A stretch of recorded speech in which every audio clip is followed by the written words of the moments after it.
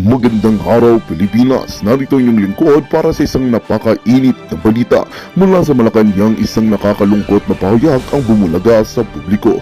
Ibinulgar umano ang umano'y pambabastos ni Lizatanas Marcos Mags sa ating mga kababayan. Ang insidenteng ito ay nagdulot ng labis na kahihiyan kina Pangulong Kuting Jr. at Senadora Amy Marcos.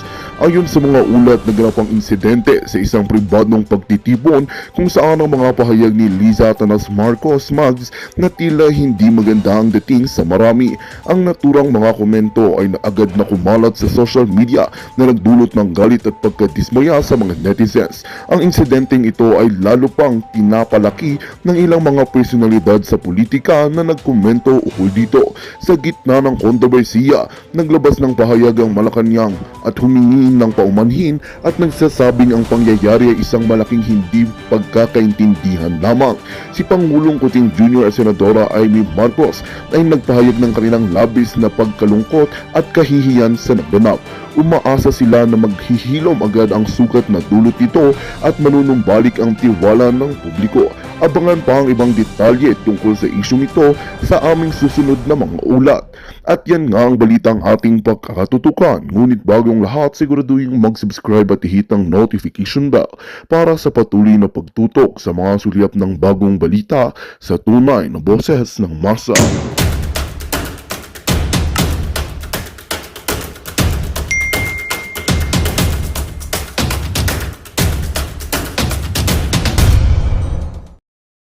Ito ang kaguluhan sa Malacanang tungkol sa pagsibak sa PTB4 General Manager. Matapang na naglabas ng hinaing ang mga asosasyon, yung PTB4 Employees Association. Nag-press conference sila, naghinaing na ibalik nyo ang aming General Manager. Siya ang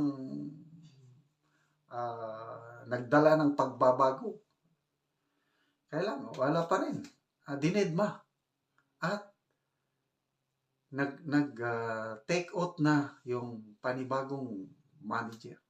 Okay? So, i-share ko sa inyo yung hinaing at ang statement ng bagong general manager. Then, sasabihin, in summary, ito, nakikita ko na, parang pinukpok nila ang sarili nilang ulo, ang presidente at first lady sa ginawa nilang ito.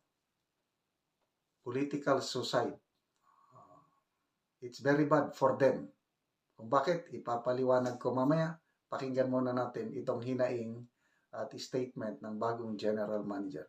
In a press conference earlier today, the PTB Employees Association or PITEA expressed their concerns. Irene Borja, a board member of the group who has been with their station for nearly 3 decades, spoke on behalf of the employees. They are urging for the reinstatement of former General Manager Ana Puod. According to the employees, Puod was removed from her position for reasons that remain unclear to them. Tulungan niyo po kami. Dapat maramdaman niyo po yung hinaing namin. Kung paano po kami nagkaroon ngayon ng disappointment, paano na naman ang PTV, paano na naman ang mga empleyado. The group explained Puod, as the general manager, cares about their situation, especially for their long aspiration that their co-workers will become regular in the company. Puod was appointed last June 2023 and has allegedly helped to boost the government-owned station in terms of reach and number of relay stations.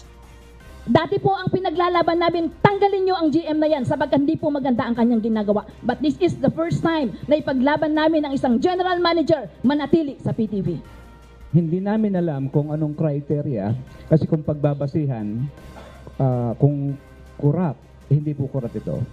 Kung performing. At bilang bahagi ng workforce ng PTV4, ay hindi namin maapuhap. Dahil kung gusto yung pagbabago, nakikita natin ngayon yung pag-angat ng istasyon. The PTB employees further said, once the general manager is new, there would be some changes to be implemented, and it would affect the status of the employees. Wala po kaming kinikilingan dito. Ang tinitignan po namin Yung mga empleyado na matagal na naghihintay ng pag-asa at pagbabago. Ito pong pamunuan namin ngayon at na pagtanggal kay Jim, siya po yung nakikita namin gagawa nun eh. Mahabang proseso ang reorganization. Bago kami nakarating dito, mahaba ang proseso. Kaya ngayon, kung magpapalit, isaalang-alang sana yung kapakanan ng mas nakararaming empleyado, hindi lang dito sa main office, pati po sa mga probinsya. They also wrote a letter for First Lady Liza Araneta Marcos, whom they believed would help them.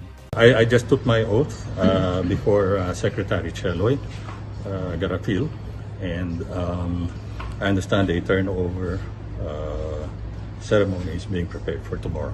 What is your reaction to the PTB Employees Association appeal to Malacanang to recall its decision to replace your predecessor as GM? I will work with them. Kung may mga agam-agam din, I will listen. Bahagi ng ating lipunan, ng ating demokrasya, ang paghahayag. And it's ironic if I will not, if I, as head of the National Broadcasting Network, not to allow people to air their grievances, legitimate or otherwise. The directive is fairly simple.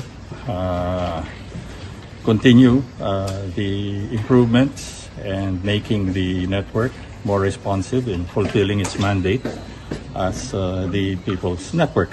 So that's what we're going to be doing. Now, insofar as the most immediate directive is concerned, the directive is to ensure that a smooth and orderly transition from the previous leadership to my leadership is ensured. So that's what we're going to do. So, bakit ko nasabi na pinukpok ng administrasyong ito ang kanilang ulo, martilyo? Una, yung mga naghihinanakit na mga employees na yan, nakikita ko, darami ang mga puting ahas ni Fair Lady Maharlika. Kita niyo, galit na galit yung board member, yung babae. Wala pa po. Matapang yan eh. I believe, permanent position yung kanya. Protected siya ng civil service law. Hindi siya basta-basta tatanggalin.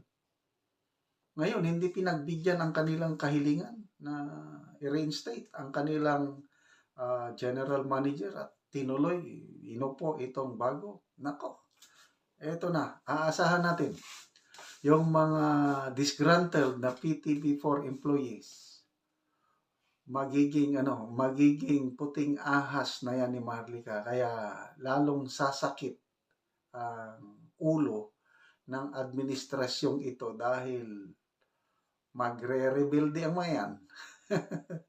So, tingnan natin. Talagang, kay kung ako ang nasa kalaga, birin mo yan, mag-press conference ka, tapos ilabas mo ang hinaing mo, mahirap yun. Kailang matapang yung asosasyon, yung leaders, nagsasalita. Ibig sabihin, ano na yan? Kumukulo na ang dugo. Kasi, ang ipinaglalaban nila, mga kasamahan nila na sa tagal na panahon, contractual o job order pa rin. Itong tinanggal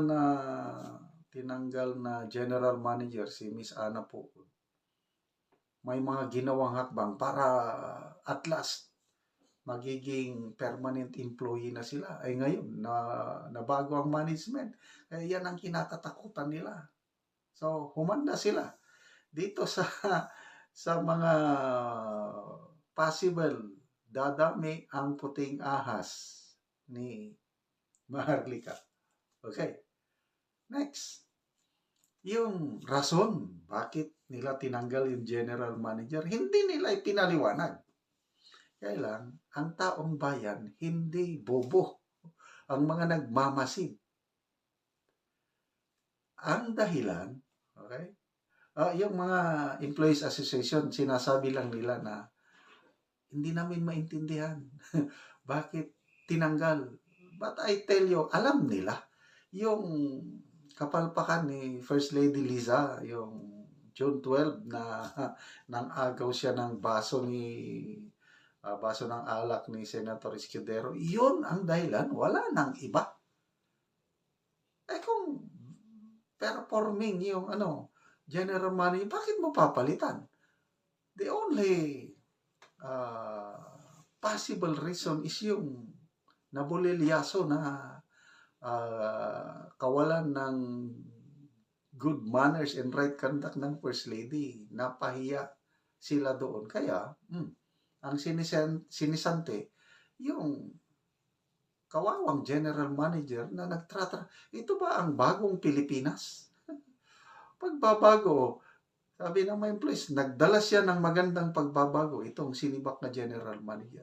Bakit pinalitan? Ito na yung ito basahin ko yung comments ng mga subscribers ko, yung vlog ko tungkol niyan kahapon. Grabing nila batikos kay First Lady Liza. Dahil yun ang lumalabas na dahilan, yung lumabas na video footage, yung pagkablot sa alak. Ito. Hindi ko na lang basahin ang pangalan. But nandito, the worst undesirable woman in the universe is Liza Marcos. Tapos sinugundahan ng iba, worse than Lucifer, the queen of demons. Nandito, pinabasa ko lang. And then, not only worst, but evil, kaya nga tinawag na Satanas. What are these comments? Ito. Paano kaya kung ang nasa gobyerno ang mag-aklas laban sa gobyerno? Ito, nasa loob ng Malacanang. In what way nga mag-aklas sila? Alam nga naman, hindi naman sila yung violence, hindi, walang kakayan. Ang pag-aaklas, yun, magre-report sila kay Maharlika, yun ang pag-aaklas. Kaya ulitin ko, pinupok nila kanilang ulo, martilyo, political suicide. Ano pa? Yung mga tinanggalan ng trabaho, dapat mag-alsamasa na sila. Pati na yung hindi pa natanggal, baka sila na ang susunod. Ano pa? Di po ba na mas maganda na nagising na ang mismong taong gobyerno? Correct. Nagising na. Kasi nakakatakot yung mag-press conference ka again sa ginawa ng leadership ng Malacanang. Kaya lang, ulitin ko, these employees, yung officers ng association, permanent sila. Hindi mo yan basta-basta tanggalin. Hindi katulad nitong general manager, appointed position yan. Anytime, tanggalin. Itong mga civil service eligible. Wala. Nandyan lang palagi sa Malacanang. Okay? Ano pa? Karamihan sa mga opisyal ng Pilipinas, pinipili ang pera kaysa medalya. Medalya, di malaga pera, bilhin lahat ng luho. Pili kayo dyan. Ano pa? So, ayaw ng matinong manager. Sabi ng iba. Nakakasuka na talaga ang kampo ng Marcos admin. Dagdag pa ng babae Queen B. Sino ba yung Queen B? Tingnan nyo. Sabi ng isa. Sumulat sila kay First Lady Liza sa kanilang hinalang, pati PTV for employees, si Liza ba ang presidente? Yan ang hindi nagulat. These are revelations. Sa Pangulo, panawagan lang. Tulungan nyo kami. Kay First Lady Liza, sumulat. Siya lang daw ang may kakayahan na ibalik ang kanilang general manager. Anong ibig sabihin nun? Anong kinalaman ng First Lady sa panggobyerno? Nothing. Bakit nila sinulatan ng First Lady? Ito na po yung katibayan na may mas powerful sa presidente. Walang iba kundi ang First Lady. Maalala ko tuloy ulit yung article ni Mr. Rigoberto Tiglao sa kanyang column sa Manila Times. First Lady Lisa is Imelda 2.0, more powerful. I-compare mo noon kay First Lady Imelda na parang nakikialam sa gobyerno, doble daw ang pakikialam ng First Lady Lisa ngayon. Sabi nga ni Mr. Tiglao, dalawang presidente natin. Only in the Philippines. Bakit kay Lisa susulat?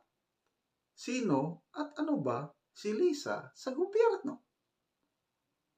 Di siyang presidente. Di ba bilib na bilib sila kay Lisa at BBM? Lagi nga nila pinagtatakpan pa nga nila ang pinaggagawang kabulukan ng admin. Ngayon, buti nga sa inyo. Ngayon, magreklamo na kayo. Di ba matagal naman ganyan sila, ngayon, kayo na ang tinamaan. Sige, but ngayon, hindi na nila pagtatakpan ito. Sa tingin ko. Kasi napuno na ang salok. Kaya, ang gagawin ng mga ito is magsusumbong sila kay Fair Lady Marlica sa mga kabalbagan na nangyayari sa Malacanang. Kung kay Lisa kayo magsumbong, ibig sabihin na natutulog lahat kayo ng gising. O kaya gising na gising kayong tulog. Anyway, ang dami pang comments na mag-aklas na kayo sa madaling panahon. Palayasin ninyo mga Marcos sa Malacanang. So, ito na. Lalong napapasama ang administrasyong itong pangyayaring ito kasi lumabas ang tunay na anyo. Anong klase itong panggobyerno natin ngayon? May dalawang presidente. At ito na. Humanda po kayo, Fair Lady Maharlika, dahil itong mga disgruntled na PTV4 employees, sigurado magsusumbong sa inyo. Lalo nating malalaman ang mga kalukuhan na nangyayari sa administrasyong ito. COMSEC, through the PCSO cooperation, the following names. Nituda Antonieta, and then Rayal Jim J. Sualio, 10 lamang po ito, and Lahara Rolando. Why? Isa sa kanila halimbawa, noong July, 1, 2, 3, 4, 5, 6, 7, 8. 8 times nanalo ng 225,000 pesos. August, 9 times nanalo ng 225,000 pesos. September, 2 times nanalo ng 225,000, tig to 225,000 pesos. October, 1, 2, 3, 4, 4 times nanalo ng tig 225,000 pesos. November, 9 times nanalo ng tig 225,000 pesos. Or excuse me, in fact, yung pinakalas, nanalo siya ng 450. So, December, 4 times nanalo ng tig 225,000. So, nandun yung uniformity na every month, tinatamaan niya yung tig 225,000 pesos na premyo. Okay? O August, tig 225,000 naman, 9 times. So, this amounted to 8.3 million. Actually, 9 million to eh. Tama? 9 point something million. So, ano po yung probability na one person will hit many times in the period of 6 months with the same amount? Your Honor, yan po yung sinasabi kong lotto agent na pinakikiusapan ng mga kanyang bettors. And definitely when he goes to the branch, kasi 10,000 and below, kaya pa po yan ng, ng outlet. 10,000 and above, up to 300,000 pesos, he has to go to the branch. Pag kayo pa, ang branch po normally, nasa Kapitolyo yan eh. So kung nasa malalayo kang lugar, ang logical po and practical way is to talk to your most likely suki muna, pakisabay na ito. In fact, we invited that yung sinasabi niyong tao for today at sabi niya hindi siya makakapunta. Nagpadala na lang po siya ng video. If you care to listen to her video, Yes. para po natin, meron po kaming video ng ano niya. Yes. And also, with And then with that, if I may add, kaya nandito yung BIR, bakit ang TIN number niya ay 0000? 6 months na siya nanalo, several times, multiple times, at 225,000 each time na siya manalo, na umabot na ng 9-point-something million, and 0000 pa rin ang TIN number niya. Mamaya yung BIR will explain to us how did it happen.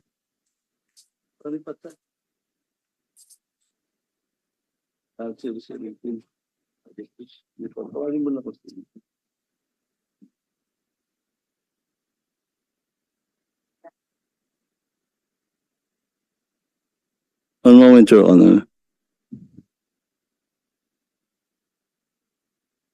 Comsec, gusto ko yung mga pangalan na binanggit ko. I want them to be here sa next hearing and to explain to us kung talagang agent sila. And then kung agent sila, then bakit kung sila ay nagka-claim on behalf of some people o suki nila, whatever, then why are not they paying taxes? Kasi dapat yan, nakalagay ang TIN number nila rito. Tama ba ako, BIR? Nakalagay po dapat yung TIN nila. Exactly. Pag 00, ibig sabihin po, hindi po sila naglagay ng TIN nila. So, binawasan sila ng tax ng PCSO, saan nire-remit yung tax na ibinawas? Kasi PCSO is obliged, Sa amin. di ba, na magbawas ng tax. Halimbawa na lang, okay, habang nag-usap sila, hindi naman lahat may TIN number. Anong proseso, BIR? Kunyari ako, ordinaryong mamamayan, o ordinaryong mamamayan naman talaga nanalo karamihan sa PCSO, at nanalo ako, say 225,000. Pupunta ako sa PCSO na wala akong TIN. Ano ang dapat proseso ng PCSO para makapagbayad ng tax ako na nanalo ng 225,000? Dapat po, pag-register po muna siya. Kasi po, magbabayad po siya ng tax, mag-withhold po si PCSO. Dapat po, make sure nila na registrado po muna yung individual. So, paano kung wala akong tax pagpunta ko sa PCSO? So, paano kung wala akong TIN pagdating ko sa PCSO at may hawak-hawak ko ng winning ticket worth 225,000? What is the procedure per BIR? Well, sa amin po, since mag-withhold siya, mag-file po siya ng form, kailangan may TIN po yun. Kung wala po, i-require po muna si taxpayer o yung nanalo, si winner po, na mag-register po. Kung wala pong TIN. Kaya nga, pero di ba there's such a thing na magbibigyan siya ng temporary TIN number?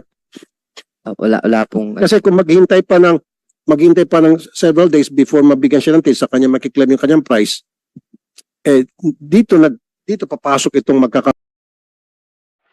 Magandang balita ang hatid namin sa inyo ngayong araw. Sa pagtatapos ng aming balitaan, nagbigay kami ng mga mahalagang impormasyon. Maraming salamat sa pagtutok at pagsuporta sa aming programa. Huwag kalimutang manatili sa mga susunod na araw para sa mga bagong balita at mga kwento na dapat nating abangan. Mula sa Boses ng Masa, magandang araw, Pilipinas!